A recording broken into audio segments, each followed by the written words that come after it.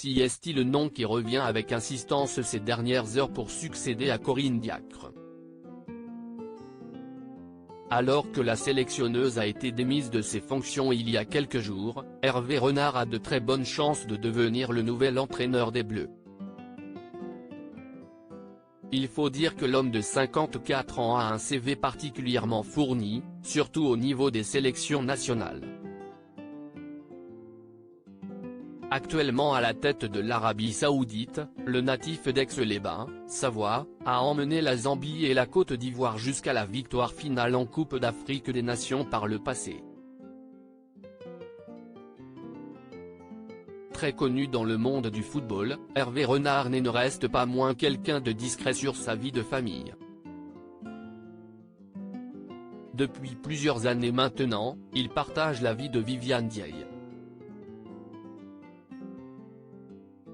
Il est également le père de 3 filles et d'un garçon de précédentes relations, et parmi ses enfants, l'une d'elles s'est faite connaître en participant à une édition de Koh-Lanta en 2018.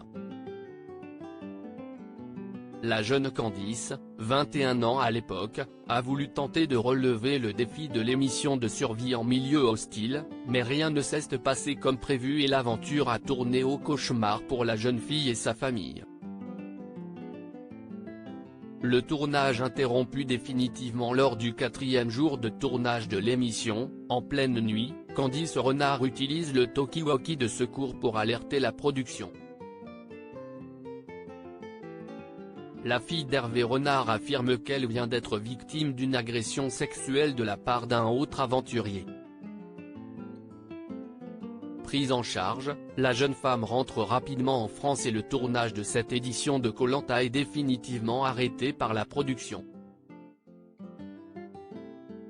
Après enquête, le nom de l'agresseur présumé a fini par sortir et il s'agit d'Eddie Guyot. Ce dernier nie totalement les faits qui lui sont reprochés et les deux protagonistes sont restés campés sur leur position. Depuis, difficile d'en savoir plus sur la suite que la justice a donnée à cette affaire, puisque même Denis Brognard, interrogé en décembre 2021, ne savait rien. Ce que je peux dire est que, compte tenu de ce que nous avions comme information sur le moment, il était important d'arrêter l'émission. Ensuite, CST entre les mains de la justice. Ça ne me concerne absolument plus. Je n'ai pas de contact avec Candide ni avec son supposé agresseur, avait déclaré l'animateur à l'époque.